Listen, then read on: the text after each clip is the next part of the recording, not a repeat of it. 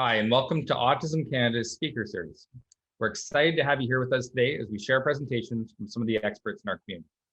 My name is Paul Finch, and I'm a director on the board of Autism Canada, and I'm also diagnosed on the autism spectrum. I'm coming to you today from Port Moody, which is the traditional and unceded territory of the Tsleil-Waututh and Coquitlam peoples, as well as the shared territories of the Musqueam, Squamish, and Stalo. At Autism Canada, our mandate is to ensure that individuals in the spectrum all live full, healthy, and happy lives. For us, that includes supporting and providing resources to the families and caregivers that are part of each autistic individual's life. To that end, we feel it's important to provide opportunities for families and caregivers to connect with experts and other individuals who have experience and knowledge that can be helpful to their situation. We're very careful to contextualize this, that fundamentally and ultimately, the experts are those on the spectrum, and we need to center their experiences. Today's presentations center around some of the topics that we were asked about regularly and are intended as introductions to each of the experts and their topic. We'll have a question and answer in the chat for a few minutes, and after each presentation, we encourage you to ask questions there. Any questions that are not answered in the chat will be answered via email early next week. And of course, if you'd like more information from any of the experts, their contact information will be shared in a tip sheet that we'll send via email after the presentations. Finally, we hope to cover a variety of important topics in this series and are always open to input from our broader community. So if there's a topic you're interested in, please let us know by emailing us at info@autismcanada.org. Once again, thank you for joining us and enjoy the presentations. Presentation schedule. Tess Levitt, My Big Autism Journey, Moving Mindfully Through Autism. Sue Simmons, Benefits of a Parent-Based Developmental Approach to Autism.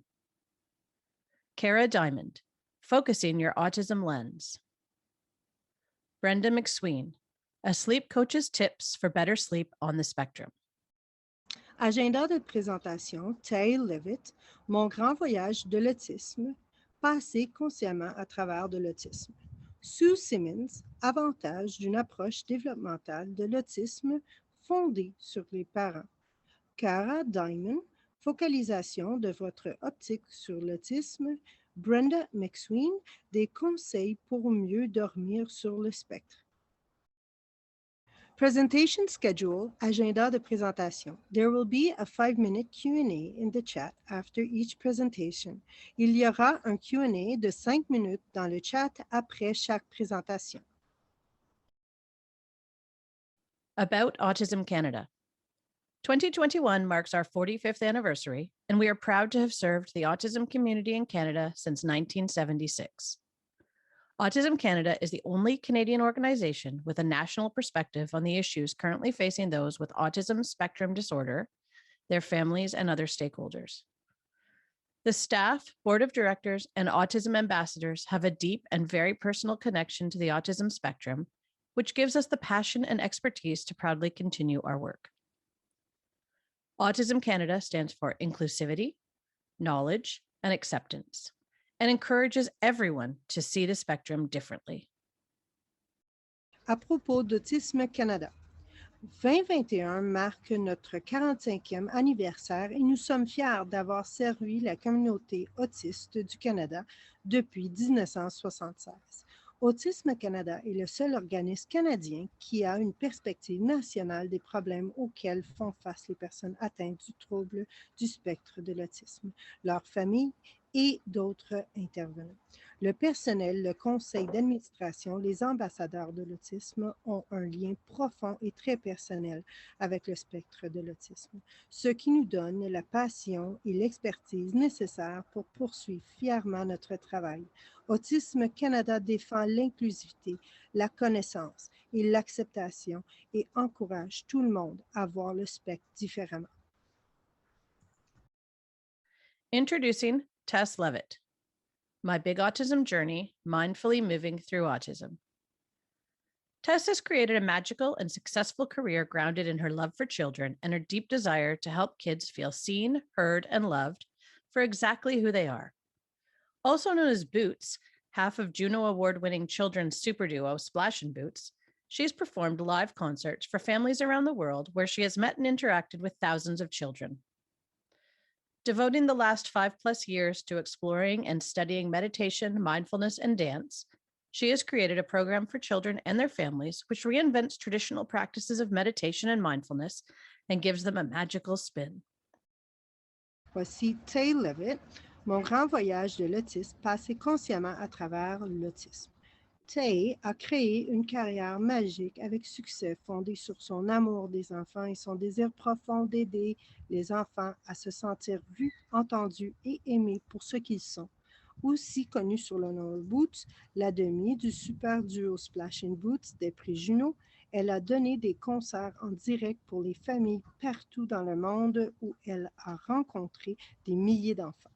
Au cours des 5 dernières années, elle a consacré plus de 5 ans à l'exploration et à l'étude de la méditation et de la pleine conscience et de la danse.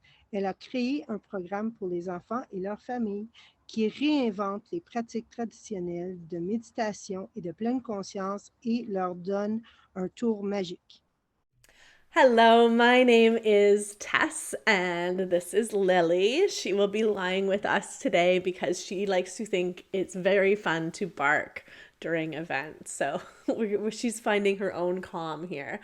So you might know me as Boots from Splash and Boots, and more recently I have started a new project which is called the Big Heart Journey.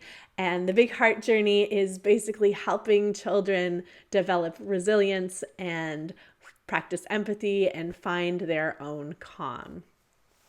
Basically, it's a way, it's things we can do to help kids move through big feelings. And I have had the absolute privilege of working with lots and lots of children on the spectrum through Splash and Boots.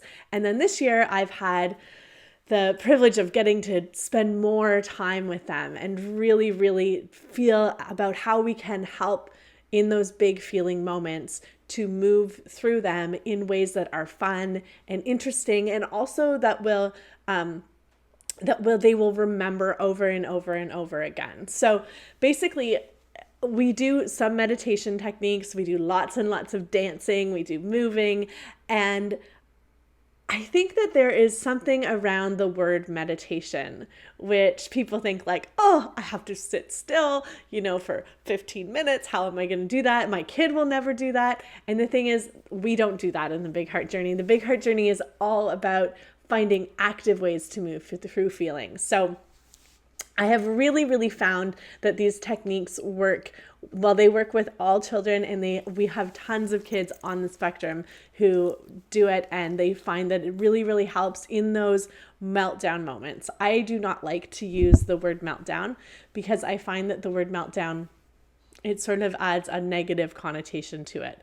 And so we use the word big feeling moments. So sometimes those big feeling moments are quite dysregulated. And in the Big Heart Journey, we say that you're no longer connected to your heart. So when you have a really big feeling moment, and we all have these moments, and you sort of like forget about the present and you're just in the feeling, you're in the feeling, in the feeling, in the feeling, the goal is to come back to ourselves, and then we can come back and look at the feelings and why they're happening.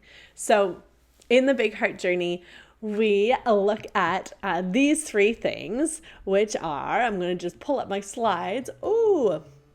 So we emotionally separate, we emotionally regulate, and then we connect and calm. So these are kind of the fancy terms for it. We want to help our children emotionally separate from the big feeling that's happening. So there's a big meltdown.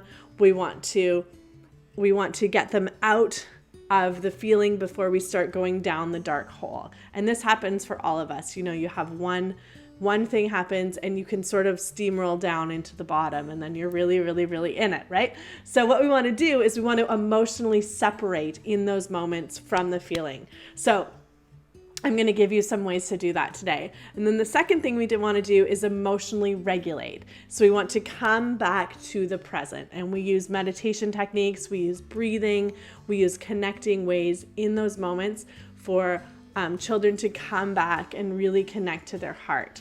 And then the third thing we do is we connect and calm. So connecting and calming is basically just doing an exercise which connects in that moment. So I really believe that there are always ways to connect through disconnect. And even when it feels like, it's like a mess, there is always room for connection. So if we think about, if we have a big feeling, and so our children are having a big feeling, and they're up here. This is where the big feeling lives.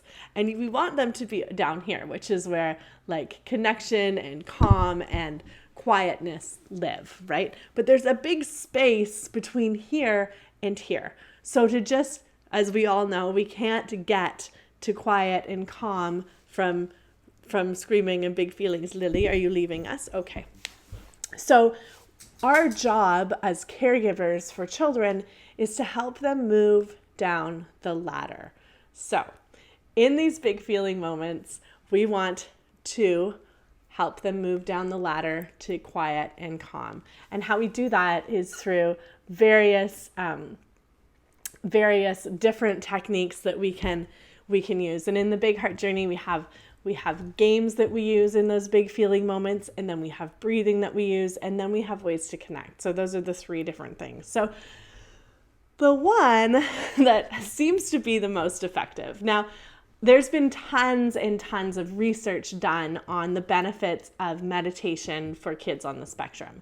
And that they did one study where in meltdown moments, they had kids think about the bottoms of their feet. So they call it the bottom of the foot study.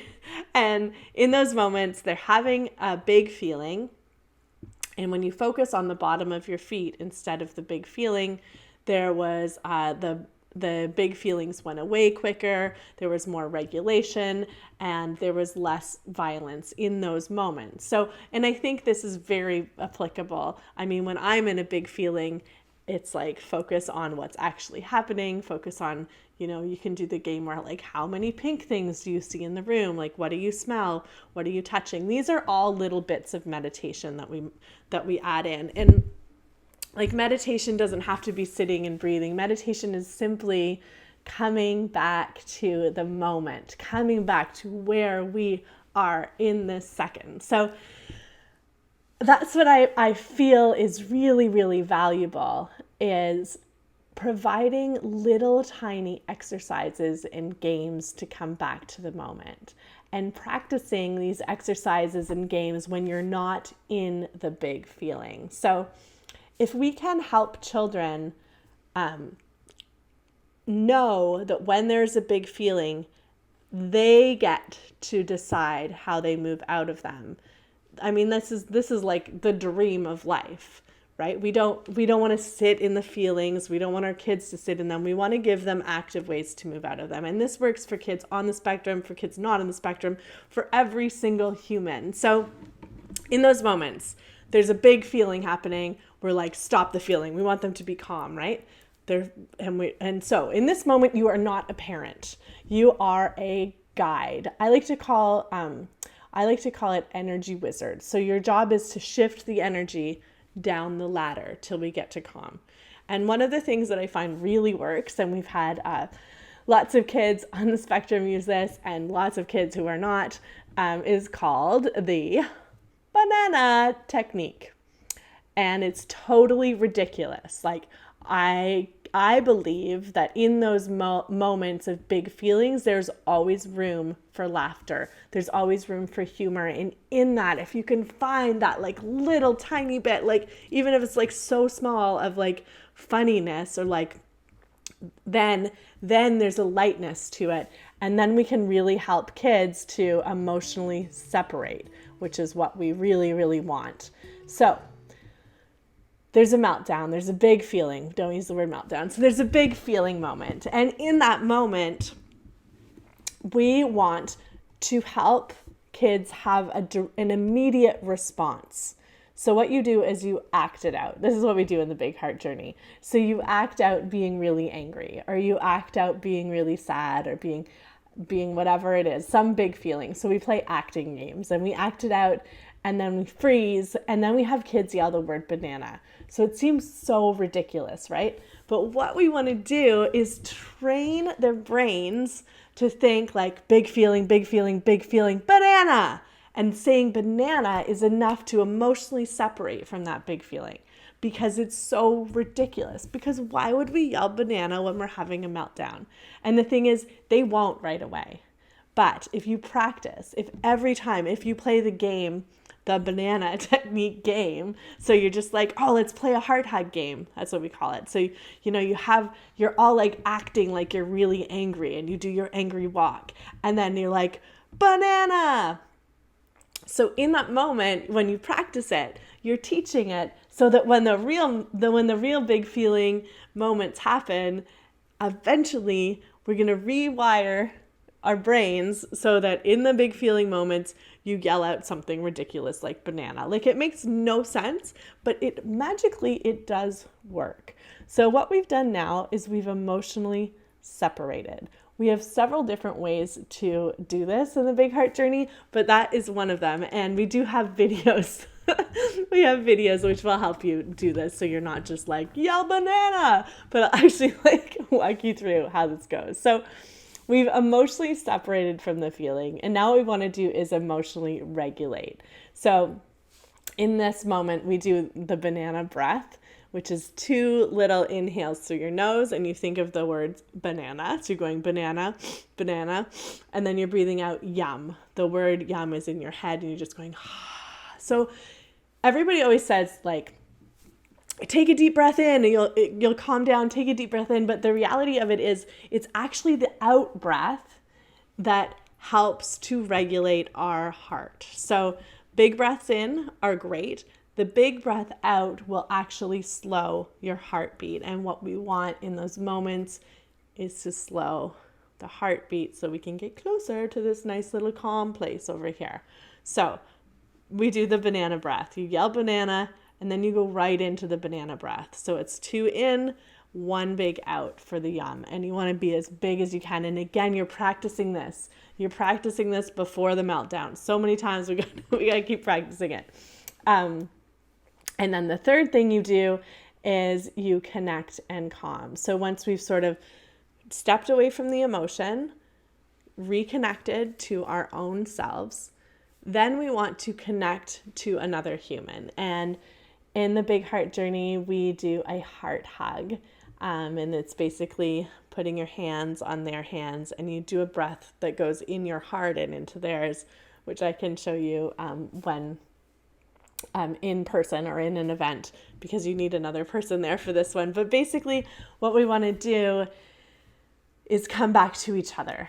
And in that space, you can go back and find out what the big feeling is about, if that's appropriate for your child. If it's not, then there's just lots of different ways that we can connect in those moments. So, and a lot of the time we do want to sort of like look back and see what triggered it, but that's totally, has to do with your own child and how that would look in that moment. But those are the 3 things that I feel like are most important. And I'm going to put those up again. Separate from the feeling with something ridiculous. And we have a whole bunch of ridiculous things. Try the banana one. Regulate. So you do a breath or a game to come back to your heart, and then you connect and calm. Again, the connecting and calm is a place for you to really come. You're finally getting down here, right? And so that's the kind of goal. You want to energy shift from here to here, and meditation can really, really help that shifting down space. Another thing we do is we play a game called Count It. And Count It is really, really good also for those big feeling moments. And what it is if you're having a moment of, unregulated feelings. And I would just want to say that we of course, in the Big Heart Journey, we love and accept all of the feelings. And in those moments, there's always a way to connect through them. So if you have a moment of unregulated feeling, you can play the heart hug game called Count It. Notice how everything is a game. I really believe that if we just find fun and games and all of this, then it won't feel those moments where there's so many big feelings and you're just feeling, however it is that you're feeling about it.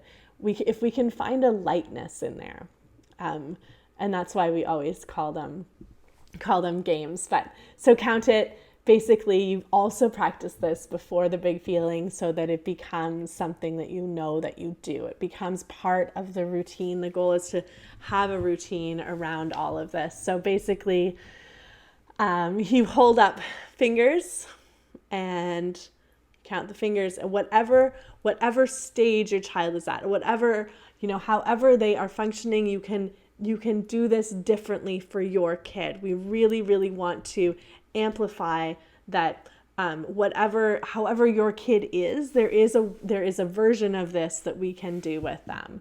So basically, it's counting the number of fingers that we're holding up, and then when you put your hands in your heart, you have them say, "I love my heart," or they just put their hands in their heart, or however this looks. So they're 7, 8, I love my heart.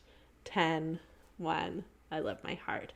So basically, all we're doing, we're emotionally separating from the feeling, totally focusing on something else, connecting to our own hearts, and through then we can connect and calm to each other, come back and look at that feeling. And of course, this works differently for all children. And there are so many different things that we can do to get these 3 steps in. Like, there's lots of different ways. I had a kid last week who's he is 11 and he's on the spectrum, and he came to one of our Zooms and he said, "Tess, I found a new thing to do when I get big feelings." And I said, "What is it, Hunter?" And he said, "I draw." And then he pulled out all of these drawings that he'd done. And he said, "I feel a big feeling." And he said, I know that I want to do something about it. So I get out my pencil crayons and I draw. And he said, it helps me feel calm. And so it's these little things, right? It's adding little moments in, like, what is it that your kid needs to find their calm? And how can we help facilitate that journey to get from here to here? So I really think that I believe that this kind of work is quite magical, and I find it very, very exciting to really get to know children, and to get to know what they're good at, to get to know what they love, to get to know what makes them happy. And in finding those little moments, if you can add that into the big feeling times, then that will help them come back to their hearts, and then from there find the calm. So I just think it's I'll tell one more story. So we had a little girl who was really afraid to ride her bike. She's on the spectrum as well. She's so afraid. She said, "I don't want to ride my bike." And but she had a new bike, and for months and months she wasn't going to get on her bike. And then she came to a Big Heart Journey, and we did a strong tree meditation. And that's basically like helping kids find their strong tree roots, and they stretch up and they shake and their roots are still strong, and it's a whole like dance thing. And then they come back to their heart and they say out loud, "I am a strong tree." And they say it and they say it and they say it. And Miley finished the Zoom session we had, and she said, I'm ready to ride my bike." And they sent me a video of her, riding down this laneway going, "I am a strong tree. I am a strong tree." And I think that this is what's so exciting about it, is that we don't know what's going to resonate with any kid, and we don't know what's going to stick. But if we throw enough different like ideas and games and like, affirmations, then something will.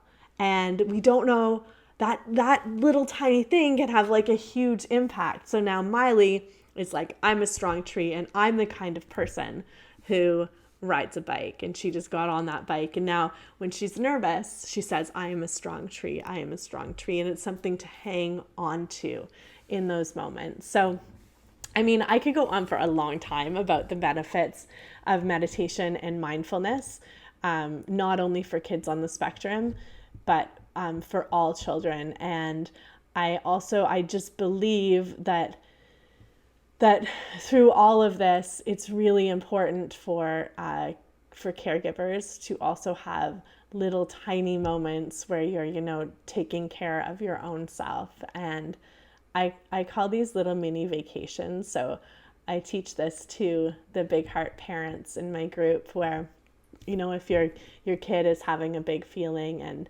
you're just feeling like exhausted and you don't know if you can, take another minute, you go on a mini vacation. So you actually like emotionally separate yourself from the moment, and you take a breath in.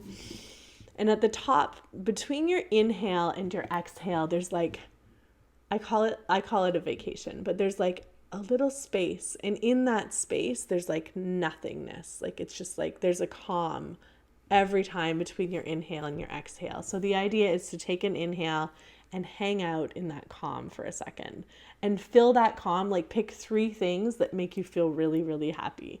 So you just like inhale. And then for me, it's like ocean and spaghetti and my dog. And then you let it out. And inhale, ocean, spaghetti, my dog. And you're just like flooding your brain with like 3 things that make you feel real good. And then you exhale. And just like just doing like 3, 4, 10, however many breaths you need to give yourself a mini vacation to emotionally separate so that you're not pulled into whatever big feelings are happening. And in that space, then you can come and you can be the connect, you can be the calm, you can be the like funny in that moment. But if you don't, put on your own life jacket, then that's not possible. And I really believe in like you got to put on your own life jacket out there. So I'm so grateful to be part of this program today with Autism Canada. I love Autism Canada. I love what you do. Thank you for this Sharing the Spectrum conference. I'm very grateful that you asked me to speak. I would love to find out more about your kids and find out how I can support them. If you have any questions at all, you can let me know below or feel free to reach out to me. I will also be sharing my email there. You can check out the Big Heart Journey and what we're offering.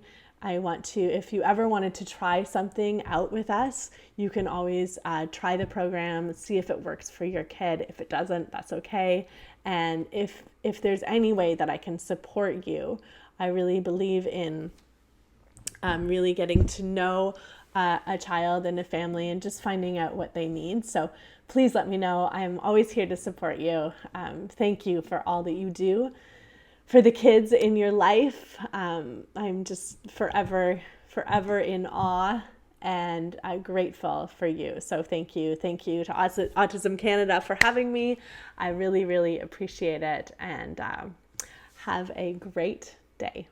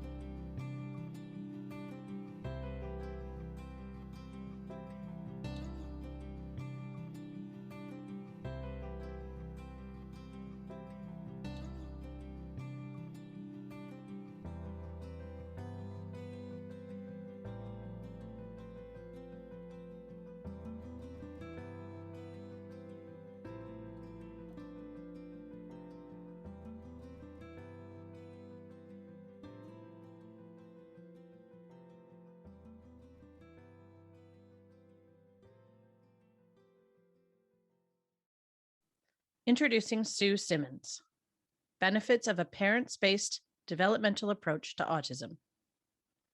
Sue is on a mission to change the way our society views and addresses autism. For decades, frazzled parents of autistic children have waited anxiously for treatment, feeling left out, helpless, and dependent. Sue proposes a new paradigm.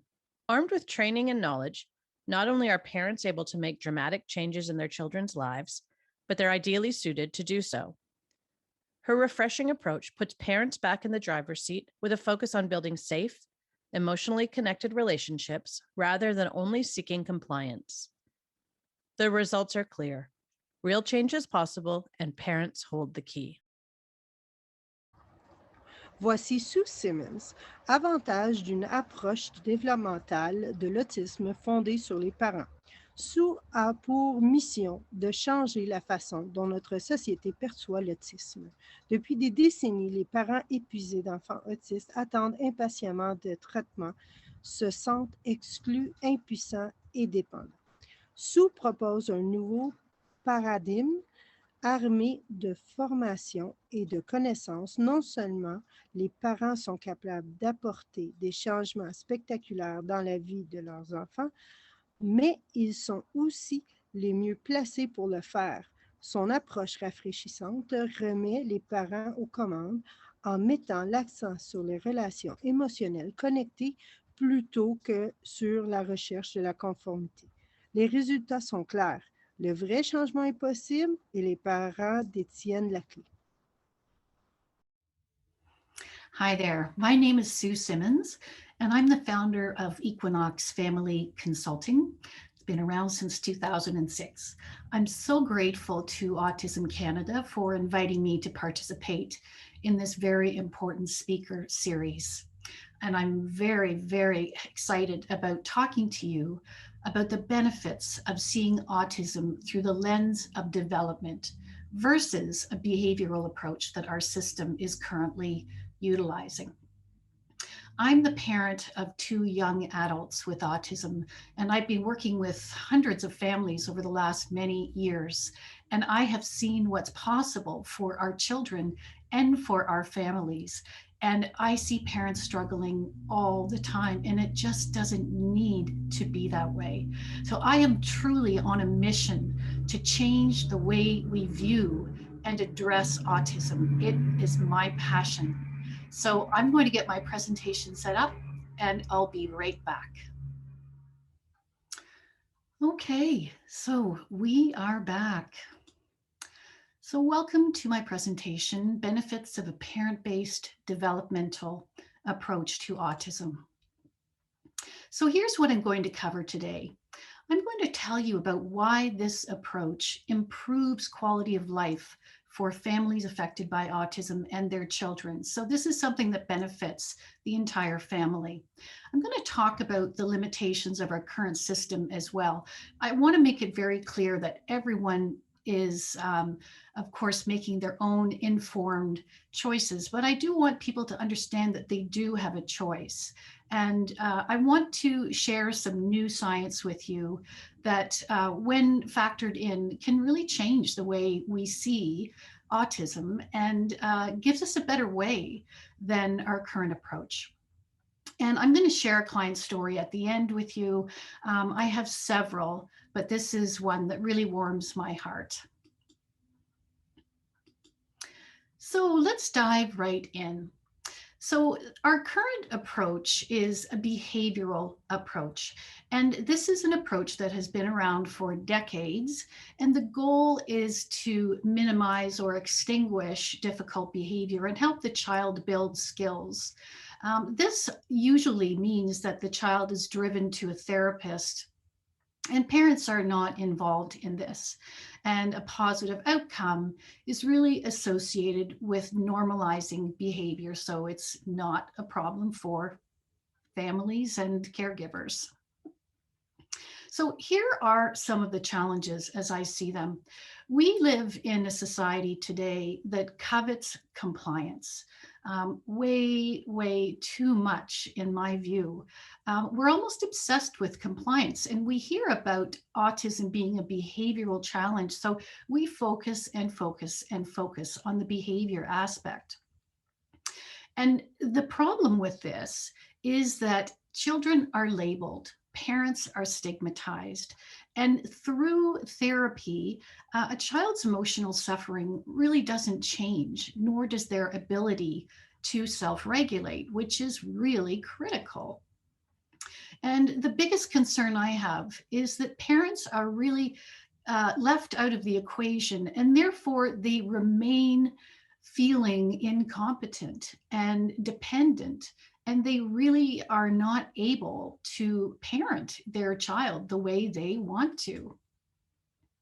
So mom stress and PTSD are such a factor. There was a paper I read recently, somewhere in the vicinity of 20% of moms struggle with PTSD, and this is a big problem. So mental health for caregivers really is an issue, and it just doesn't have to be this way. This is the most important person in the child's life, and we need moms to be at their best. This is an approach that really is on fixing deficits. So we're almost looking at the child as though they need to be fixed. Families are being torn apart by stress associated with all kinds of aspects relating to autism, and parents are left feeling unsupported and dependent. It does not cultivate the child's unique potential. And trust me, our children have so much potential that goes untapped. And the goal is really seeking compliance, not trying to build relationships. And research has shown that at least the child must have a safe emotional relationship with at least one parent in order to have quality of life. So we need to put our emphasis on relationships before compliance. Now, I want to go into some really important neuroscience. I consider myself to be somewhat of a neuroscience geek, but this is so important in the big picture. So even in children who do therapy, this does not reduce the stress associated with autism. And here's what we know now. In recent years, we've been hearing about the Polyvagal Theory, which was developed by Dr. Stephen Porges. And this tells us so much important information about how we are biologically wired. Our body is wired for safety. We are always seeking safety in our environments. We know that our children's body and mind are wired differently. They literally feel the world differently than we do. Now, there is something called neuroception. So this refers to the child's nervous system and how it perceives threat in the environment. So what this means is that a child may be reacting to something that is causing their body to feel unsafe. And this is an involuntary system, okay? This is not something the child has control over. And so this polyvagal theory really informs us that children's behaviors are adaptations to their environment. So we automatically assume that a child's behavior is intentional when that child may not be able to self-regulate based on what's going on in their nervous system. The vagus nerve is the biggest cranial nerve that innervates the digestive system, the heart rate, and many internal organs. And in children with autism, this vagal tone is somewhat dampened. And so this impacts digestion, social engagement, and many other systems. So the polyvagal theory is critical for us to understand and to factor in when we are considering treatment for our children. And here's the thing, folks, behavior is and always will be communication, okay? We are human beings, we are emotional human beings, and we react to stress in our environment through our behavior. And this applies to you, me, and every one of us. And as I mentioned, our children experience the world differently. They process information differently. Their senses process the information coming in a different way. And so we cannot assume that their behavior is intentional because they struggle with so much stress and frustration and overwhelm. And I am shocked by how few parents are really given this important information. So when a child is under a great deal of chronic stress, we know that stress is very bad for our bodies and our minds, but for a child, it impacts every different aspect of their life and can absolutely lead to trauma. There have been studies on what's called ACEs, or adverse childhood experiences. And children with autism have very vulnerable nervous systems, and they are very prone to trauma. So if we do not address stress and try to slow down our pace of life and our schedule, we cannot expect our children to grow and develop, because it's not possible under such duress. Now let's talk about the mom for a second. Children need their moms and their dads too, but let's be honest, it's typically the mom who takes the lead.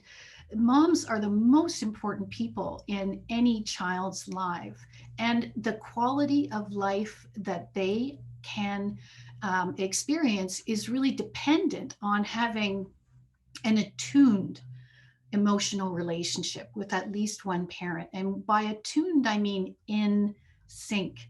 So we are really setting moms up in a very negative way by ignoring their capacity to learn how to become in sync with their child and learn how to parent so that they can enjoy quality of life.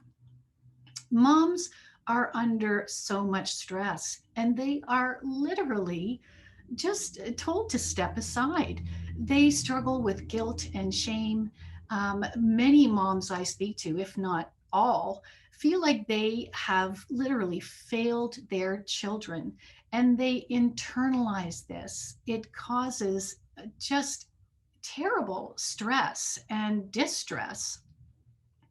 So when a child is visiting, a professional after professional, the mom winds up feeling like she's relegated to being a chauffeur. That's the best thing she can do for her child. So she suffers from chronic stress, and often we know stress makes us sick, and relationships suffer, siblings suffer. And meanwhile, mom is no further ahead with her child. And of course, without tools to understand strategies to put into place and a real understanding of what's going on inside her child's mind and body, she struggles. And I'm sure you can relate to this. So when we believe our children's behavior is intentional, what happens? We get angry, we lose our temper, and a vicious cycle is created. We fall into the trap of using reward charts and all of these things that really don't work. And friction between parents is a real problem. Now, let's talk about the child for a second. So our focus is really on doing things to the child rather than focusing on how we are with the child, how we are showing up and interacting with that child. So the child is, yes, they are having, experiences, but we are not understanding what's going on in their mind and body and taking that into consideration. So their nervous systems are taxed. So if you see here the developmental iceberg, sorry, my photo is over the couple of words there. We react to what we see above the surface. And if you look at that iceberg, there's a lot going on beneath the surface. So many aspects, all of the child's developmental capacities are there. We know that development has been impacted. Autism being a neurodevelopmental challenge means that development has been thwarted. So our current approach does not take this into consideration. We are not factoring in their processing capacity. They have all kinds of internal bodily processes that are being impacted by stress. They struggle with the ability to focus, plan and execute actions. All of the sensations that the child experiences, many of which may be, the child may struggle from sensory processing challenges, which can range from being mild to excruciating. And of course, emotional reactions, thoughts and memories, and our children have very low self-esteem. So we're not looking at the cause of the behavior and what we can do about it. And oh my goodness, there is so much we can do. So as I said, behavior is always communication.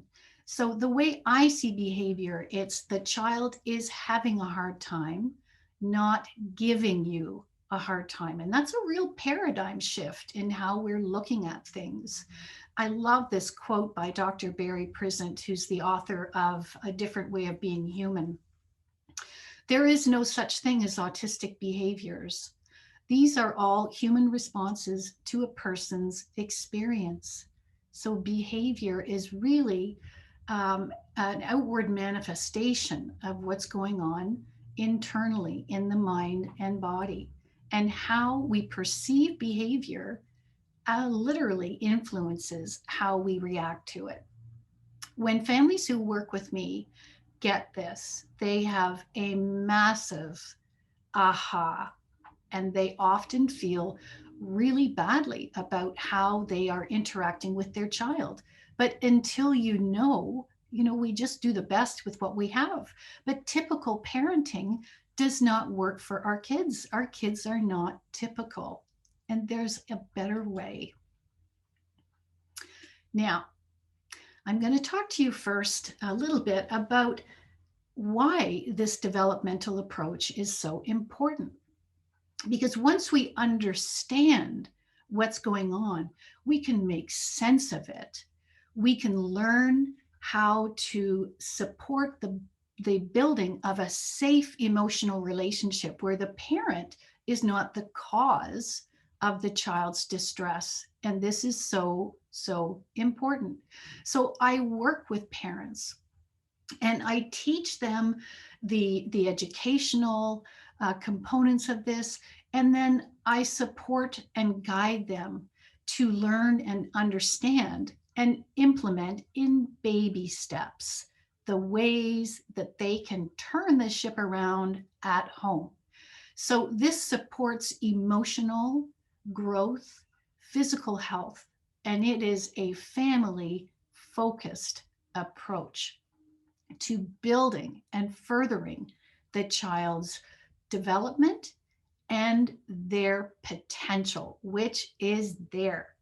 Parents learn how to be great parents for their children, and this type of parenting is really good for any child. In my work, we address sensory processing issues and behaviors are dramatically reduced, and parents feel more competent, less stress, and empowered. So this really is thinking outside of the box. So I start by resourcing and coaching and educating moms. And I'm saying moms, dads are always welcome in my work, but it's typically moms. So moms learn information that they're not going to be receiving from the vast majority of professionals. So why she's in such a difficult position, what's going on with her child. So she learns how to think through the lens of my child is having a hard time, and she learns how to guide her children's thoughts and actions.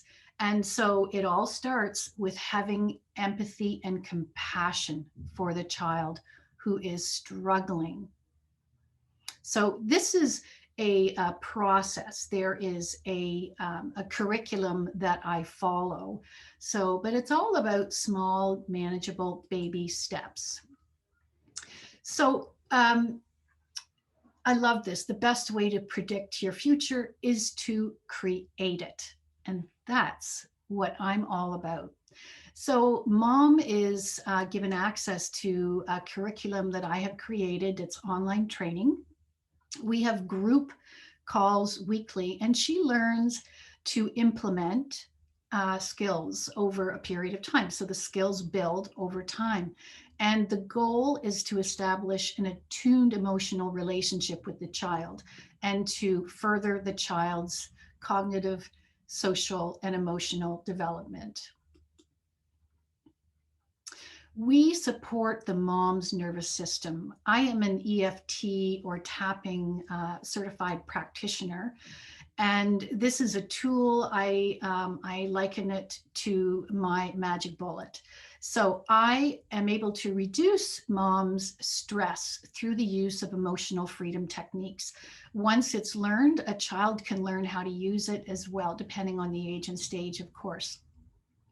So we teach breathing exercises that really calm the body down. We learn about the importance of self-compassion. When we can be compassionate with ourselves, we can be more compassionate with others, and it really does improve relationships. And the end result of this is that, you know, while we're reducing behavior, the emotional charge of events, difficult events, are reduced, and then mom is more resourced and can make different decisions. We also focus on self-care. You know, when mom goes down, the whole ship overturns. So self-care is critical. And when you're feeling really down on yourself and guilty and feeling shame, we're not in a position to be able to take care of ourselves. So we have to turn this around and support mom to take care of herself in a manageable way. So just by going for a 5 or 10 minute walk, nurturing herself and building in time for self-reflection. This does not have to be a time-consuming thing. There's companionship in group calls where they can learn they can have access to other parents who are undergoing the same process and build relationships. And we help mom understand that our brains are negatively biased, and she learns to understand her thought habits and how she criticizes herself internally, and learns to regulate her emotions more successfully and impose boundaries at home with the rest of her family and ask for support, because too often we try to do it all ourselves. Now, once mom is resourced, understands, and has a handle on what's really going on here, learns to show up differently, the cool thing is the child responds in turn. So when we feel better and show up in a different way, our children respond to this because they're human beings, right? When we show up with different energy and with new skills and feel more resourced, we give our child a different energetic vibration, and we really do impact one another's energy. So we also support the child's nervous system. There's a program based on the Polyvagal Theory called the Safe and Sound Protocol, and I use this in my practice with many moms and also with many children. And what it does is it strengthens vagal tone. Really what that means, that it has a positive impact on how the child feels in their own body. It reduces their stress. It can have a really positive impact on sensory challenges, and it strengthens the social engagement system and regulation, and really calms the child's emotional state. It's a wonderful resource.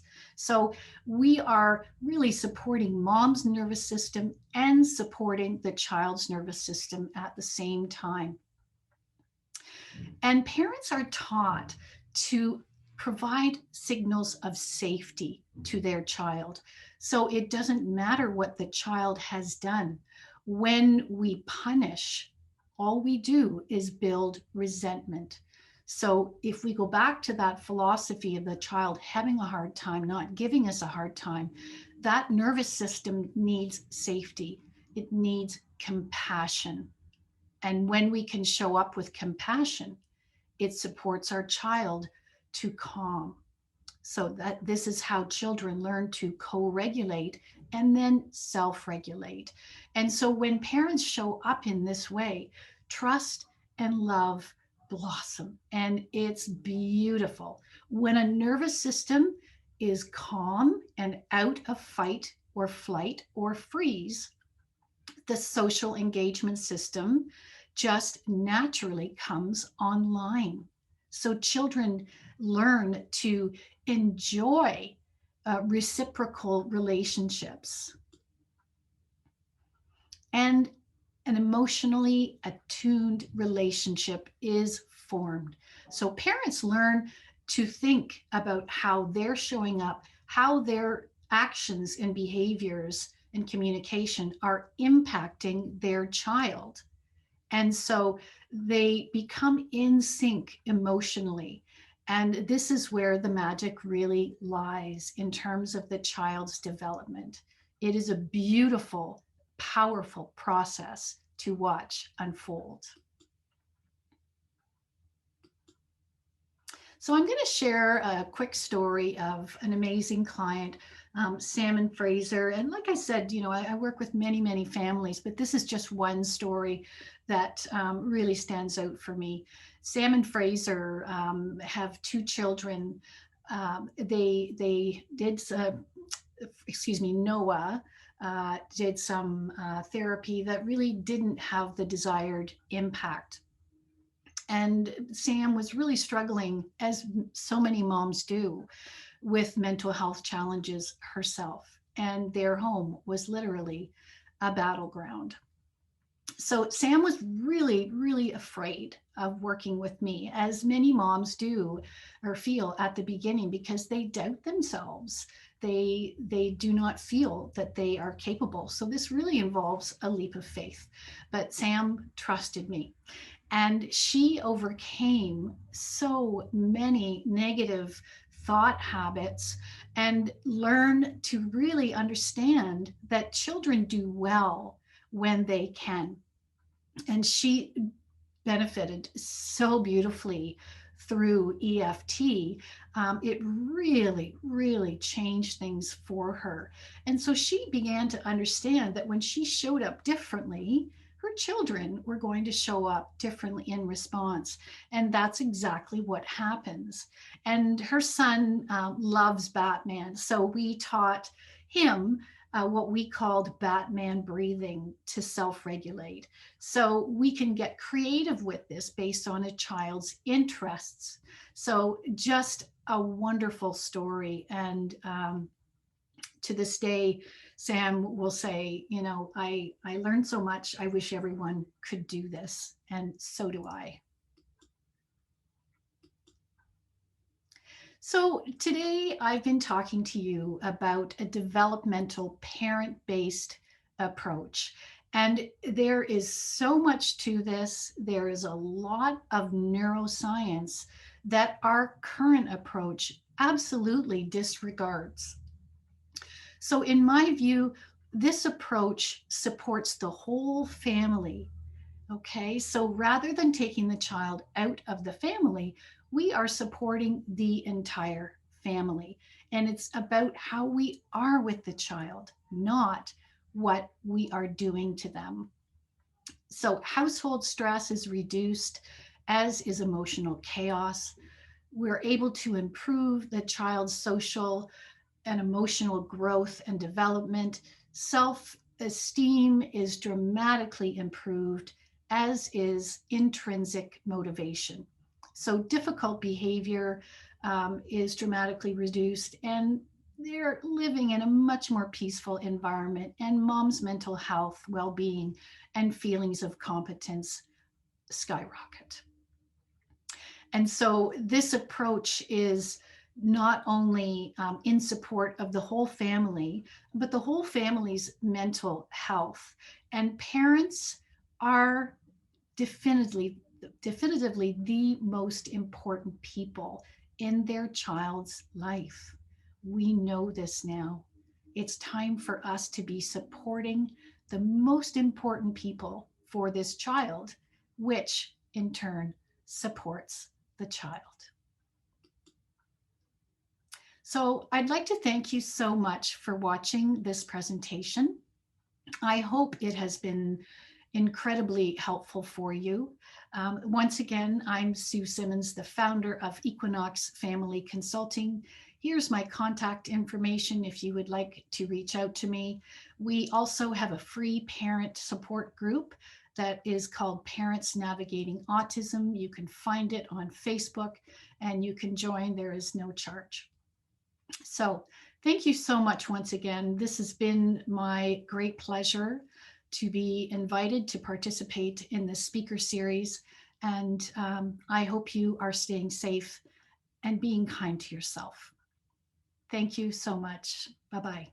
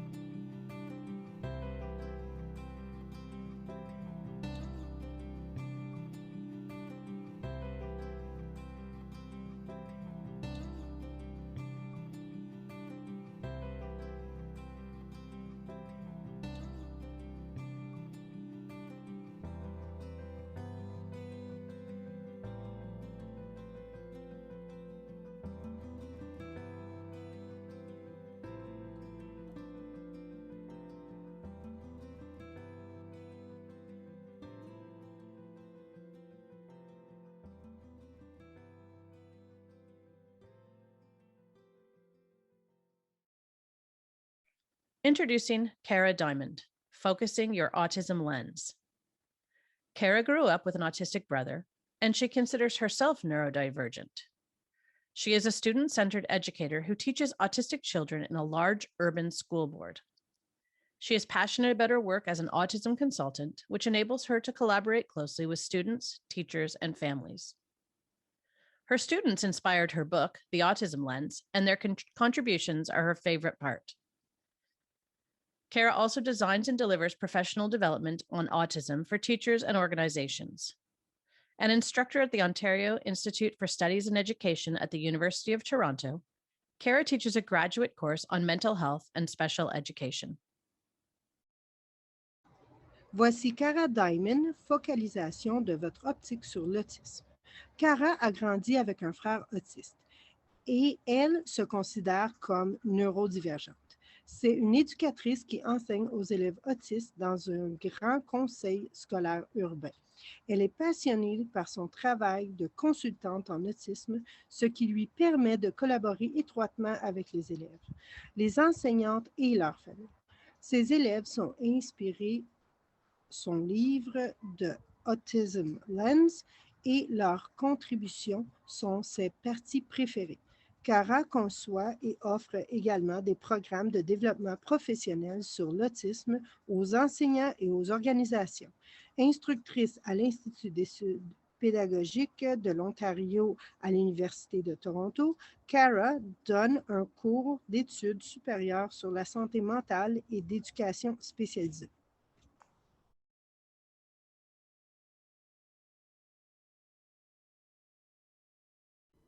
Hi there, my name is Cara Diamond.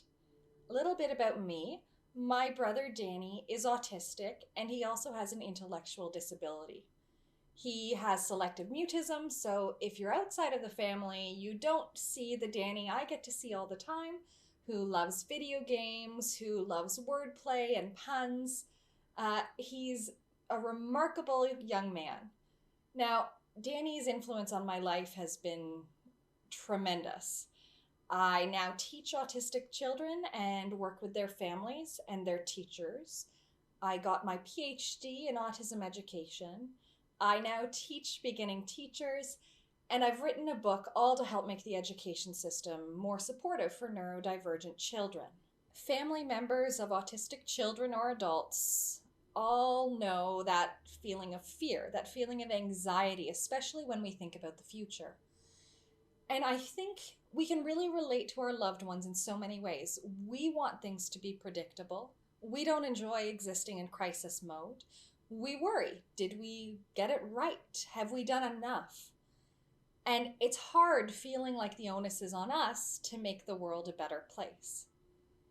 Now, another thing I want to acknowledge is that every child is different, so things that I suggest in this talk might resonate with you, and they might not. Take what's helpful to you, and you know your child the best. Make the best decisions you can for the person in front of you. Now, as a teacher, as a family member, self-reflection has been one of the most helpful things for me. I've had to look very hard at myself and make changes, especially as I hear from my students, from autistic folks in general, from families. And sometimes I rethink what I'm doing, how I'm teaching something based on that. I ask myself constantly, why is this an expectation? Is it necessary? Is it reasonable? Is it fair to ask? Can the person in front of me do it? Is there any room here for alternate ways? And one thing I always like to bring up is how my language has shifted over time. In Teachers College, we learned all about person-first language. It makes so much sense to me. You want to see the humanity in someone first, but that's also a given. And when I started to hear that a lot of autistic people preferred identity-first language because it acknowledges that inherently autism impacts how they think, how they experience the world, how they interact with the world around them. It got me thinking, why was I struggling to use the word autistic? What message does that send Danny or my students? And I want them to be able to accept who they are and the diagnosis they have, or diagnoses they have, whatever that brings, both the challenges, because we have to be realistic about challenges, and also the strengths without emphasizing one more than the other. And using the word autistic without making it sound like a bad word, I think helps them to understand themselves better and accept who they are. As family members, we know the very real challenges that autism can bring and how these are exacerbated by the very chaotic and confusing world and the lack of supports for autistic folks and their families. But autism also brings your child those traits that you love about them so much, whether they're very sweet, they're determined, they're genuine, authentically who they are, passionate about things, justice-oriented. This drawing always reminds me about what our children experience on a daily basis. This was drawn by one of my students for her autism project. And it also reminds me of the work of Dr. Peter Vermeulen, who talks about autism essentially being a disorder of prediction. And what he means by that is folks on the spectrum are always processing all of the sensory information at once. So-called neurotypical people are able to make kind of a generic guess about what to expect in any situation, and then their brains only have to process the information that is different.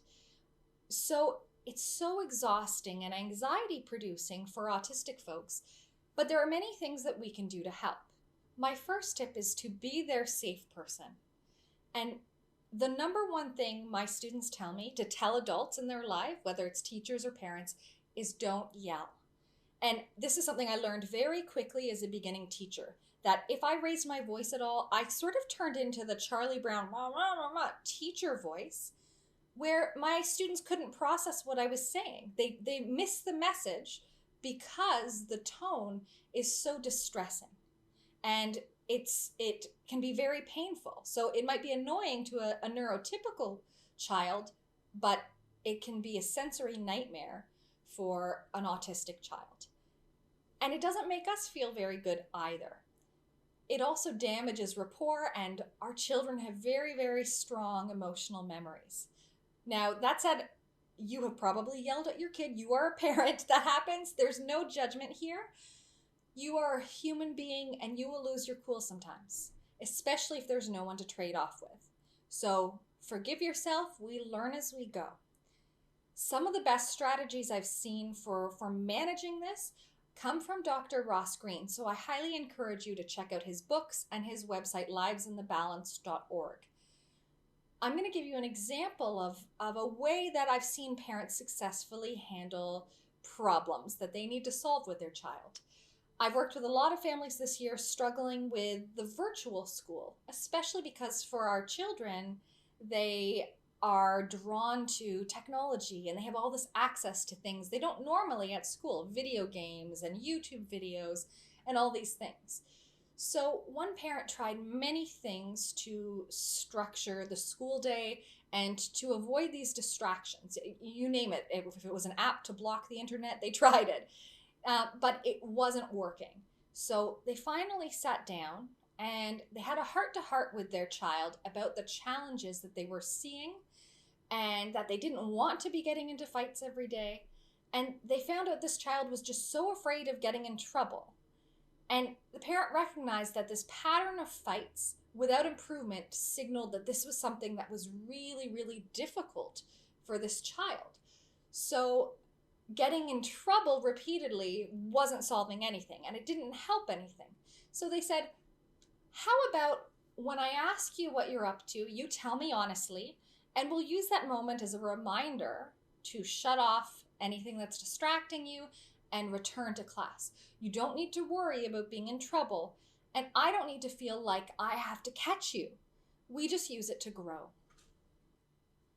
So all of this gets to that idea that we need to be as predictable as possible. And you as a parent or guardian is your child's greatest teacher. And one of the first things children learn from the adults in their life is co-regulation of emotions and then eventually self-regulation of emotions. So you can be very explicit with your children about how you handle your emotions. I've had students who think they're the only ones who lose their cool and they think they have anger management problems, rather than recognizing that, we have a lifetime of strategies under our belts that we've handled. So talk to them about what you do when you have big feelings. Tell them when you need a break. Ask them for help when you need it, because asking for help should never be seen as a weakness. In fact, I think interdependence improves every person's quality of life, and it's realistic. And of course, apologize if you mess up, because you will. I've messed up many times. And, I'm learning all the time from my students how to take better care of myself, how to structure things, because I also crave predictability. So you are growing together. I love the idea of home as a safe haven, especially for our children who are coming home from stressful days at school. It's also a great place to work on self-advocacy, because you can talk to your child about why something is hard for them, what their experience is like, and ask them what they need, or create ways for them to express their feelings when words are tough. I love this visual on the door by Kaylee Petherick, and she designed this system for herself so that her family would know what her feelings were and how to approach her at different states. You can also have lots of sensory tools and test out different things. It doesn't have to be expensive necessarily. This is a sensory bin filled with lentils that one of my students made for herself. And she loves to run her fingers through it. It helps her to feel calm. You can also let your child design a safe spot somewhere in the house. One of my students created one in their closet using pillows and a bin and some fairy lights.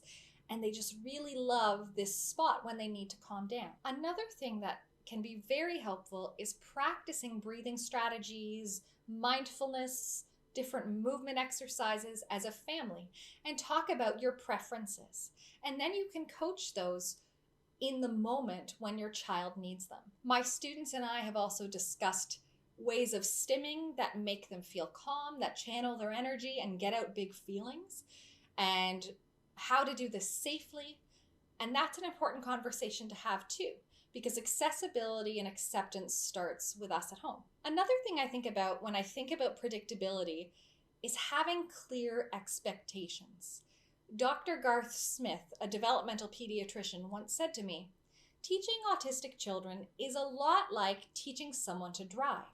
The first time you got behind a wheel to learn, what helped you the most? Probably being told what to do or shown what to do. And what didn't help you learn? If you were only told your mistakes, if you were only told what not to do, you still would have no idea what to do." So removing the guesswork sets children on the spectrum up for success. And the other reason I really like this analogy is because just like driving a car, it's a good reminder that autistic folks need a lot of practice for new routines and expectations to become automatic. Homework time can be very stressful for any child, and for parents too. And for neurodivergent children, seeing a lot of questions on a page can be visually overwhelming. One of the strategies I use in the classroom, and which works really well at homework time at home, is what I call the chunk and check-in. And this is basically where you have the child pick one subject to start. You give them a few questions at a time, or some steps to do on their own, and then you give them the time to work on those. And of course, you can review and clarify, make sure they know what they're doing before you leave, but you walk away, let them work on those things for as many minutes as you think is a reasonable amount of time, and then you check back in. You can give them a break if they need it between sections, but then you repeat the process and give them the next component to work on. You don't need to take up all of their work. You can give it an overview just to see if it's completed, to make sure that they have a general understanding. But often at school, they're reviewing things together as a class, so it can be more effective to learn that way in front of peers and be part of the group. Now, I don't love homework. I really believe that all children need to regenerate in the evening, just like we need to regenerate in the evening. So if homework time is taking your child too long, help them prioritize what to work on and have a cutoff time.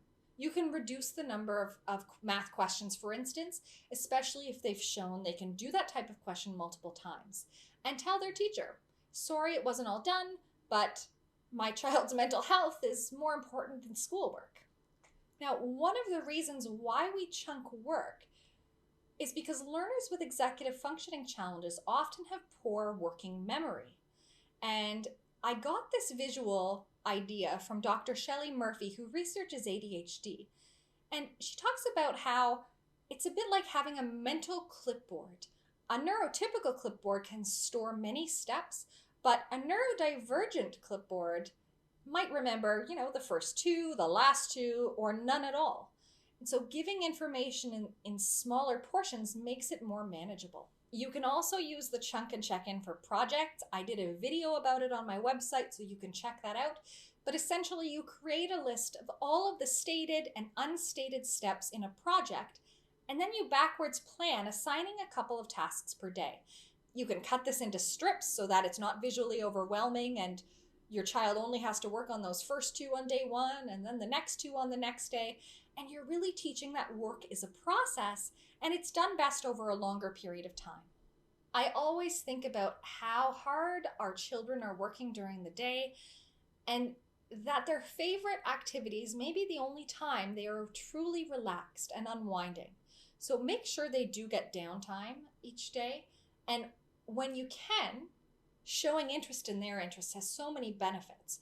Firstly, their interests are the things they like to communicate about. So that's really the key to social relationships. Danny calls me on the phone all the time in the pandemic, and we talk about video games for hours. And I don't even know as much about video games as he does, but I just love that he takes the initiative to call me, and we're having these robust conversations. And interests are a great starting point because you can broaden them in different directions, and you can work on other skills through interests and develop other hobbies, passions, maybe even something that could be a career path one day. Now, one parent I knew used an amazing strategy. So her child had a lot of difficulty, as many children do, transitioning off of video games. So she began implementing the last round we play together. And he loved this. He loved being the expert and teaching mom and sometimes beating mom at the games. And it became part of their routine. And so he knew once that round was over, it was time to shut off the system and go to bed. So interest can also help through some of those more challenging times. And it can also help you by knowing the game. You can understand better where the save points are, if there are save points, whether it's a good game to play during a short break or better to save it for a longer break, which helps everyone. When I think about transitions, I sometimes think about how I would react if someone came in when I was watching Grey's Anatomy or something and just shut off the episode. Our children feel that way too. So as a parent, you can give them time countdowns or make an agreement. How much longer is the video? Okay, you can finish, or you can pause it and you can finish it after dinner. And try to be flexible when you can, because that is one of those things that is also teaching something. And when you can't be flexible, give them the reason why. Another thing I like to encourage is not to be afraid of trying new things. And I know that's a big ask. I know it can be really scary, especially if you've had bad experiences in the past.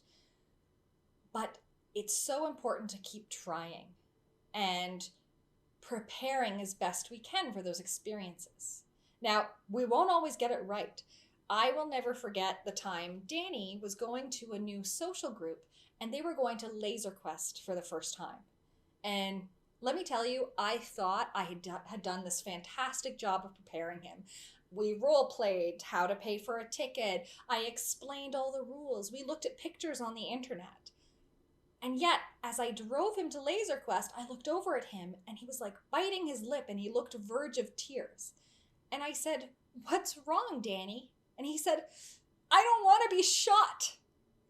And I had just assumed he would know that they weren't real lasers. And that's completely on me. And I had to say to him, first of all, they aren't real lasers. Second of all, Danny, do you really think I would volunteer to go with you if there was a chance I would be shot? With Danny, I like to use humor. He loves humor. And so we started to laugh, and then we started talking about, Laser Quest would be sued so quickly if they were real lasers. And he was still anxious, but then I made a deal with him. I said, we're going to go in. We'll go in for 10 minutes. Do you think that's reasonable? If you don't like it, we will walk out together. We will stay together the whole time. What do you think? And he said, absolutely, that was fine. And you know what? He loved Laser Quest. But it was a reminder to me to always think about the hidden rules or the assumptions that we make about what we think autistic people know or don't know. So again, being predictable, being clear really help. Danny has developed the remarkable ability to go with my flow. So he even came kickboxing with me before the pandemic, which you can see in this picture. Now, I have seen enormous benefits, not just for Danny, but for my students when they're challenged just a little bit to step outside of their comfort zone. One parent I've had the pleasure of working with implemented on Wednesday nights, which is their night off. That's the night that they experiment with new foods. So the kids get to pick a menu or pick a new cuisine. Before the pandemic, they used to go to different restaurants at this time. And that won't work for everyone because many autistic children and adults have sensory sensitivities.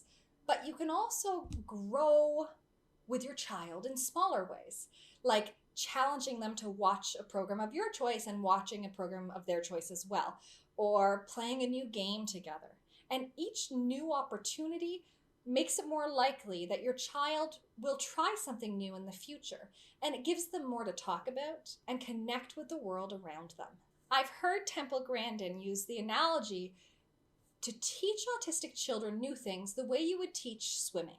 Like, don't throw them in the deep end. And this is something I've thought a lot about. So the first thing is you want to tell them what to expect. You want to make any new situation predictable. You want to show pictures, talk them through it, maybe go by the new place, do a visit, so that they can start imagining what it will be like. Just like when you teach swimming, you want to show them what to do. Let them watch until they're comfortable trying. Then you do it together. You can role play, you can practice, and then try to make something new feel like a fun experience. Growth happens the most when someone's a little bit out of their comfort zone, but not in panic mode. And of course, break it down as much as needed for them to feel good about doing even just a little bit more than they did last time. Swimming is a good analogy because some kids need floaties or goggles, some kids need earplugs or snorkels. What your child needs when doing something new might be different from your brother's kid, your sister's child, the neighbor's kids, and that's okay. Are they feeling safe? And do they have what they need to manage? And have their towel ready. You should think about exit plans in advance. If they need to leave suddenly, if they need to take a break and recharge, what can they do? Talk about those things and any other self-advocacy needs that might arise. They may not need to do those things, but knowing they have the option can reduce anxiety enormously. This point, gradually stepping back, can be so tough because we want to protect so much, and we have to balance protecting and preparing. So over time, you want to be able to shift into like a lifeguard coach kind of role. You're there to help them if they encounter a problem so that they know how to cope when problems happen. You want to be able to acknowledge their effort, to encourage them from the sidelines. And when we make this space, it takes your breath away sometimes. You also want to celebrate every success. When you can, take photos of them trying new activities or new foods or going new places. Help them recall positive past events that they've had. And all of these become reference points for future events. You can even celebrate the small things. Our neurodivergent children can have a very strong negativity bias, so make sure that every day you're asking them about something good that happened. I always recommend ending the day talking about gratitudes or something they're looking forward to for the next day, because if you save worries for bedtime, worries really get anyone's brains worrying. And it's hard then to fall asleep. So you want to problem solve earlier in the day and help nurture a positive mindset, which will also help you to feel better too. That's the end of my swimming analogy. But all of this makes me think about how at school or at home or across settings, we can sometimes have too many programs or too many goals for autistic children all at one time, and they can feel like they need so much fixing. And I know that's not the message that you want for your child or that I want for my students. And so try and work on just a couple of things at a time.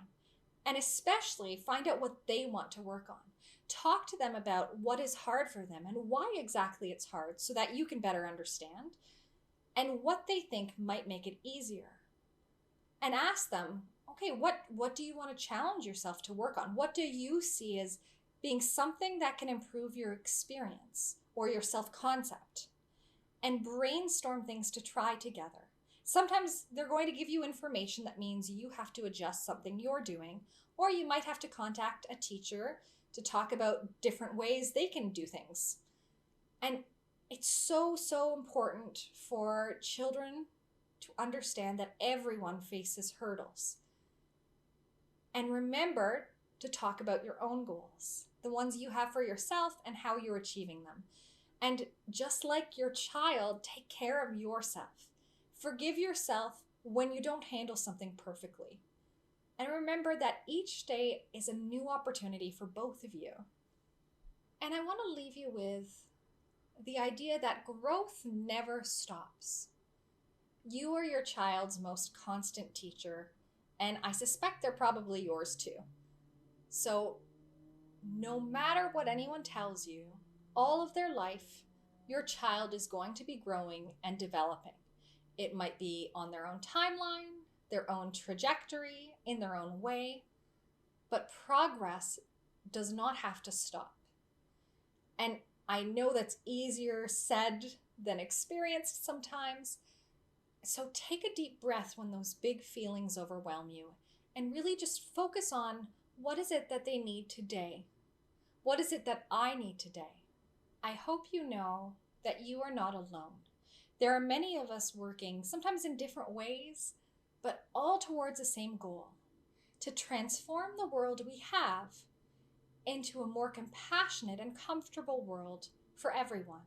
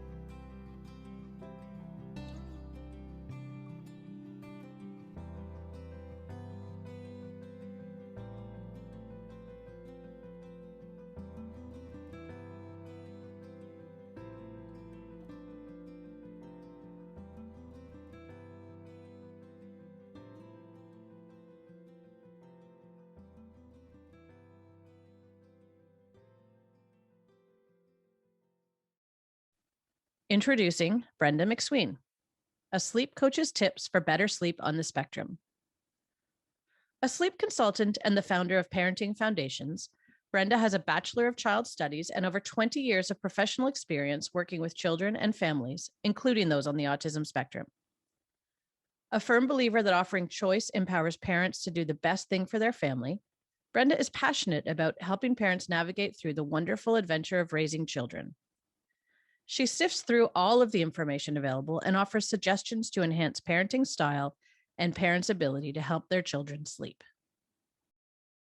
Voici Brenda McSween, des conseils pour mieux dormir sur le spectre.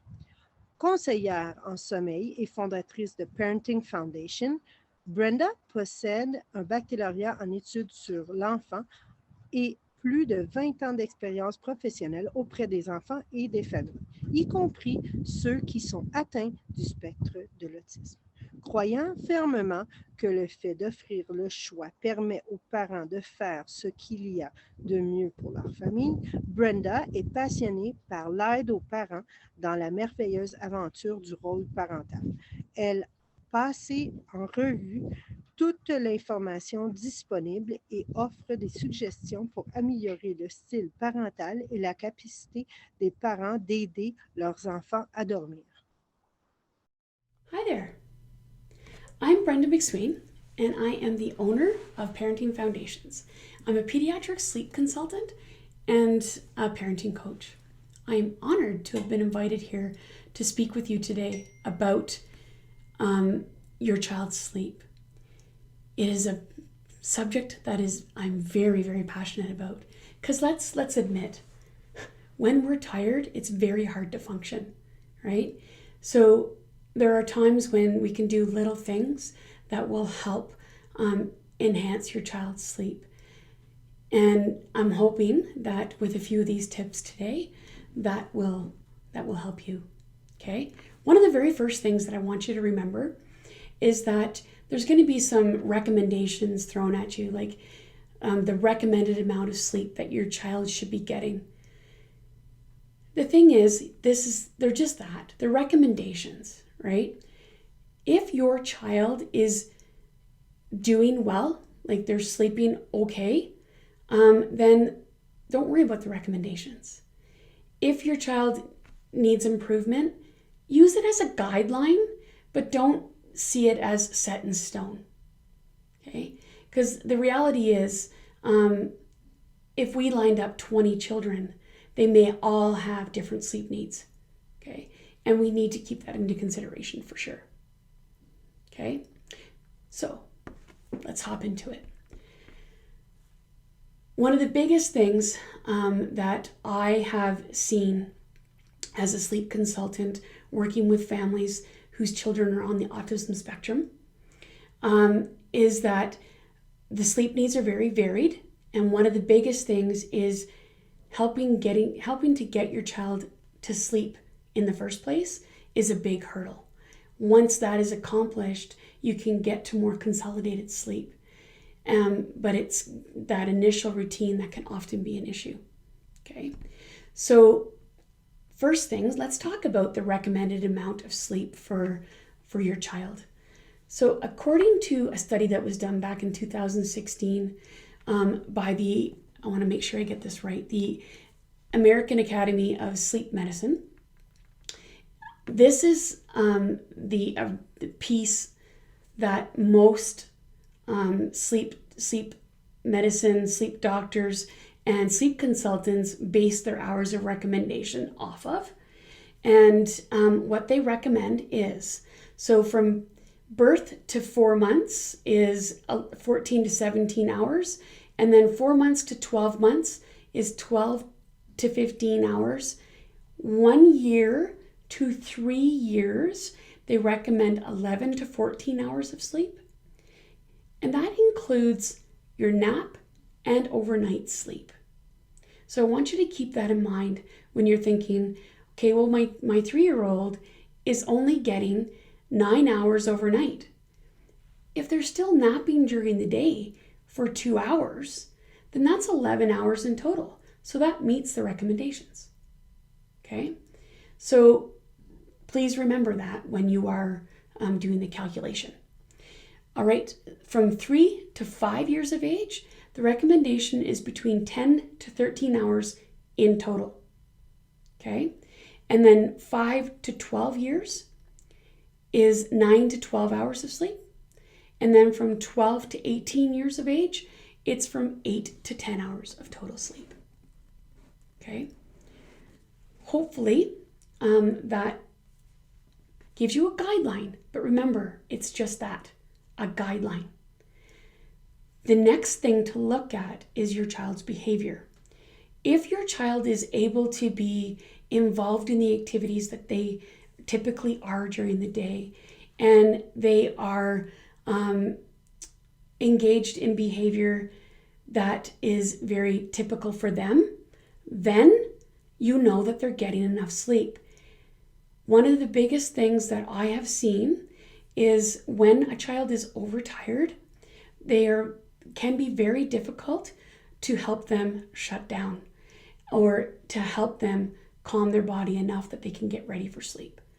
So looking at that behavior, I recently worked with a client where their child went from being like overstimulated, using like some stimming behavior, and then once we got the sleep a little bit more consolidated, those behaviors reduced.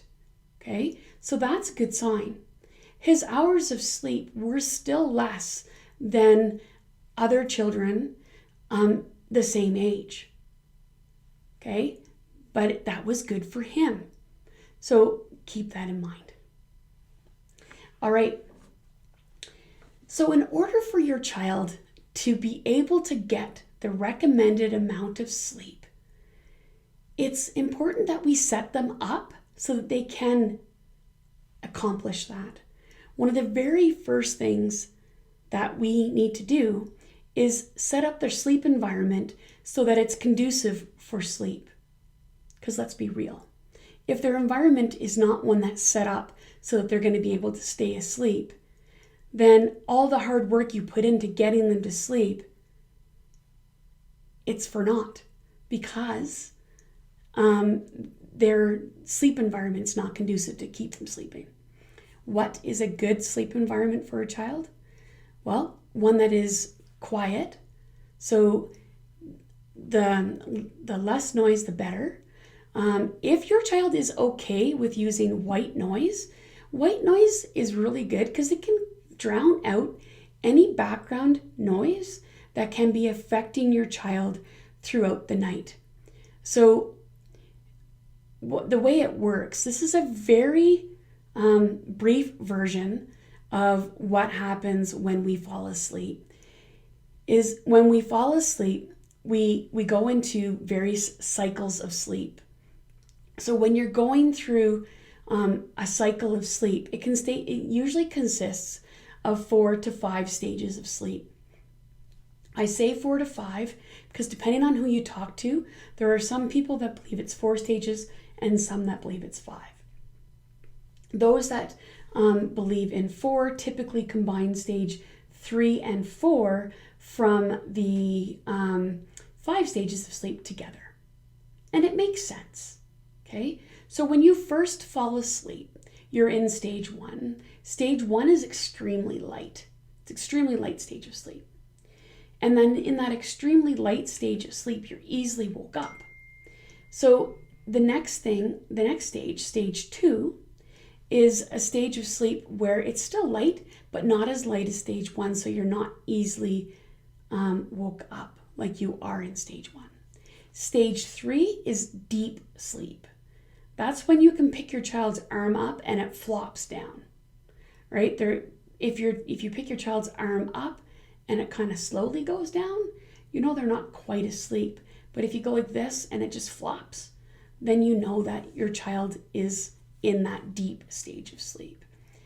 Stage 4 is still deep, but it's lighter than stage 3. And then you get into stage 5. And stage 5 is actually always referred to as REM sleep, so the rapid eye movement sleep. During rapid eye movement sleep, that's when our bodies, so it's often referred to as active sleep. Okay, so in active sleep, so when your child's in this REM stage, they could be making noise, moving around, and doing things like that, but they're still sleeping. Okay, they're still asleep. It's just, it can be very active and noisy. And that's that final stage. A typical sleep cycle lasts between 60 to 90 minutes. It can be about 45 for some children. Okay, so once you get to know what your child's sleep cycle is like, you'll know that at the end of a sleep cycle, that's when we typically, we wake slightly, but then we can go into the next cycle of sleep without much issue if we don't rely on something to help us get to sleep in the first place. And that's one thing that we'll talk about here in a bit. Okay, so keeping in mind this cycle of sleep, you and I, as adults, would probably have between six to 8 cycles of sleep. Our children may have anywhere from 8 to 10 cycles of sleep a night. Okay, so at the beginning of the night, beginning of their first sleep cycle, if they fall asleep and then a big noise happens in their sleep environment, what can happen is they wake up again and then they're awake for a while. So what you want to do is make sure that the sleep environment is conducive so that when they fall asleep, they stay asleep. That's why white noise is your friend. Okay? Simple thing to use for white noise, especially with older children, is a fan. My young man is 9 years old, and we still have a fan on in his room. And the reason we do that is to help him drown out those outside noises so that it doesn't impact his sleep. Because if he's in the middle of a sleep cycle, or actually closer to the end, and he's in the REM stage, and our neighbor comes home and honks the horn, it's not going to affect him. It doesn't affect him because that white noise is keeping things blocked enough. Okay? Now, here's the thing that you need to know about white noise. Not all people like white noise. They don't like the sound. It can be aggravating for some people. So one of the things to look at is that there's actually different types of noise that you can get. One of the things to do is you can Google search the colors of noise, and there is, so you can get, like, there's brown noise, there's pink noise, there's blue, I believe, and there's all different shades basically of noise. And you'll find that even though you have a white noise machine, it may actually be using other types of noise. They just don't label it as white noise. That's what we know it as. But if you look at, like, a lot of times now they're marketing them as sound machines, and that's why. Okay, because there's different frequencies and different things that people can tolerate. So you could play around with that a little bit to see what your child likes and enjoys. And if the big thing with white noise is you have to make sure it stays on the entire time your child's sleeping. Okay, there's a lot of really cute sound machines that shut off after 45 to 60 minutes. And that's usually right at the end of a nap cycle for young children, but it can also be very close to the end of a sleep cycle for an older person. So at the end, if it's shutting off, that's not being very helpful. So just keep it on the entire time.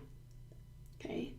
If you're concerned that your child's going to get to the point where they need it all the time, then what you can do over time is start to shut it down slowly, like reduce how loud it is. Okay? All right, so white noise will be your friend. You want it to be quiet. You want the environment to be as So if the white noise, you don't want it to be super loud, you just want it to be enough that it's dulling any outside noise.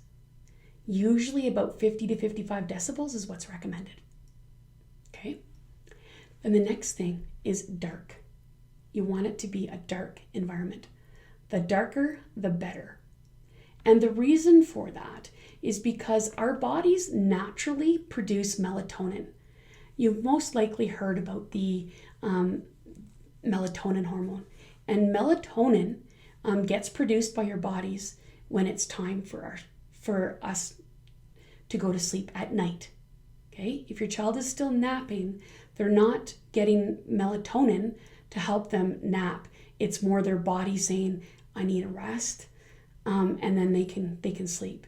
But melatonin doesn't get produced during nap time, but it does get produced during nighttime, and it helps with your circadian rhythm, right? And that circadian rhythm is the rhythm that we are in to help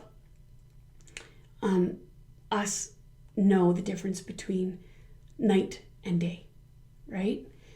So, dark room. The darker, the better. I actually recommend that you go into your child's room in like when it's really dark. If your child's asleep, even better. Go in, you shut the door, and you look and see what light sources are there. There's very hidden light sources, and one of the most hidden one is any light coming in underneath the door. Okay, so if there's anything coming in under the door, you can try to eliminate that by, shutting off hall lights or whatever. And then the other thing is definitely blackout blinds. Blackout blinds, blackout curtains will help with the light that's coming in from outside.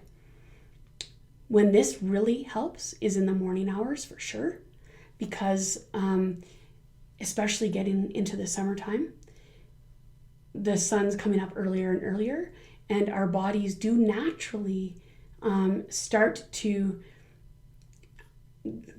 reduce the melatonin production according to the sun. But if you're not subjected to the sun, if you're in a room that's dark, you can set your own circadian rhythm that way. Okay? So the darker, the better. Here's another issue that happens with that though, is often a lot of our children end up going through a bit of a fear of the dark. And if that's happening, if you're thinking that your child needs to have some light in their room, then the light to try is red light. Red light does not stop the production of melatonin. The next best is amber. Okay, so red light does not stop the production of melatonin. So if you need light, use red light. Okay, that will really help. And then the next thing about the environment would be the temperature of the room. Ideal temperature for sleep is between 18 to 20 degrees Celsius. Okay, so if you're okay with it being a bit cool, then like 18, even 17, if you're really okay with that, is really good, because it helps. That actually helps the body be able to regulate and stuff with sleep as well. So I would recommend looking at the temperature of your child's room.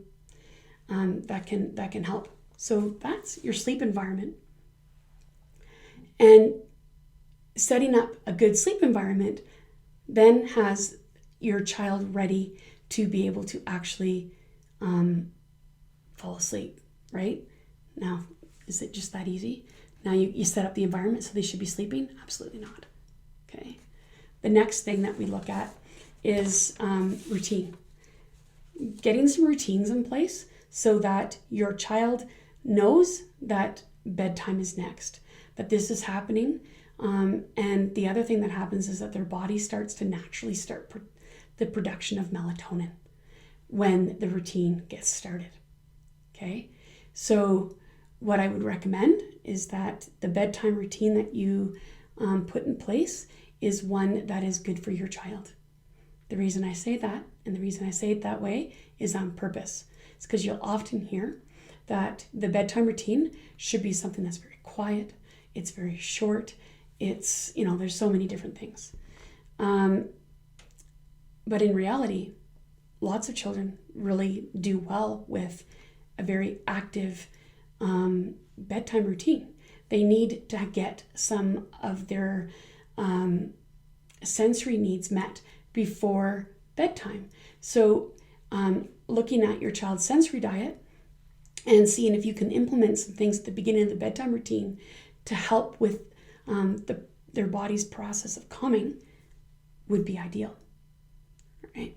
One of the big things that I actually often recommend at the beginning of the bedtime routine is a bit of play and interaction. And then after that, if your child does well with a bath, then doing a bath. And like that water play and stuff can be very soothing and helpful. So you got your play, bath, then you're going to be doing getting on pajamas, brushing teeth, and then going into bed. And once they get into bed, they can do you can do a couple stories. I would recommend 2 stories. And then after your child's had their stories read and they're all tucked in, then you can start. There's a few different things that you can do to help your child go to sleep and stay asleep. And the first thing you can do is actually try staying in the room with them until they fall asleep, and then slowly work your way from the bed to the middle of the room, from the middle of the room to the door, and from the door out the door. So you spend 3 or 4 nights where you're at the bed, 3 or 4 nights in the middle of the room, 3 or 4 nights at the door, 3 or 4 nights out the door. And the reason why you want to be out the door is if your child gets up and comes out, you can simply go and bring them back to bed again. Okay, so that's your bedtime routine. And what I talked about at the end of that bedtime routine is actually considered the camp out method. And that's a camp out sleep training method. And you can modify that to meet your child's needs. Okay. Now, there are a number of things to consider implementing and doing with your bedtime routine that will help, that have helped a number of children. And that is adding things like if your occupational therapist has recommended a weighted blanket, I would look at that. Looking at a weighted blanket or a compression sheet can be very helpful. Looking at things like lavender sprays and stuff can be very helpful for kids that don't get overstimulated by the smell.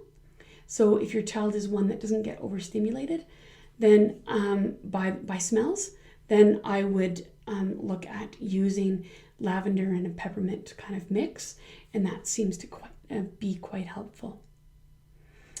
All right, and then now what do you do if your you've nailed it, got the good sleep environment, the routine's good, now what? Well, the next thing, and things are going swimmingly, except your child's waking up at 2, 4, and 6, right? What do you do about night wakings? Well, you do the exact same thing that you did at bedtime, at nighttime. One of the pitfalls that we end up falling into a lot at nighttime is when our little ones wake up, we go in, we turn on the light, we meet their needs. So instead of going in, turning on the light and meeting their needs, going in and offering the support and comfort that your child needs, but do it in that dark environment. Okay? Keeping it as dark as possible. If you have to use a light, use the red light. You may find that you have to put more comfort into your child's going to bed or going back to sleep routine. You may end up giving them a little bit of a hug to go back to sleep, and that's all okay. Okay. Now, this is a subject that I hope I was able to give you some tips and tricks of things that you can do to help your little one improve their sleep. Okay. I could talk and talk and talk about this. So feel free to reach out and get some more information if you choose. I'm happy to do so. And I will be available after this chat in the question period that's going to occur.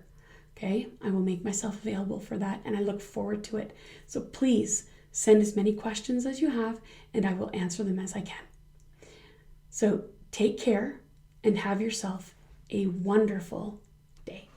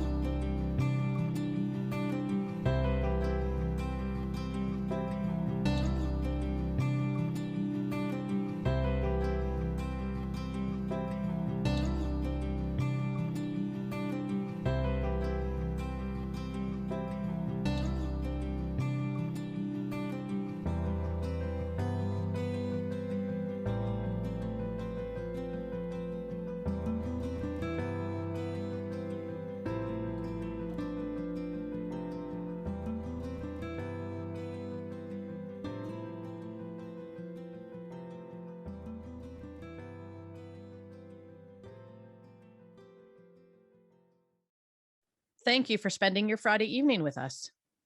Watch your inbox for an email from Autism Canada with a tip sheet and contact information for each of the presenters.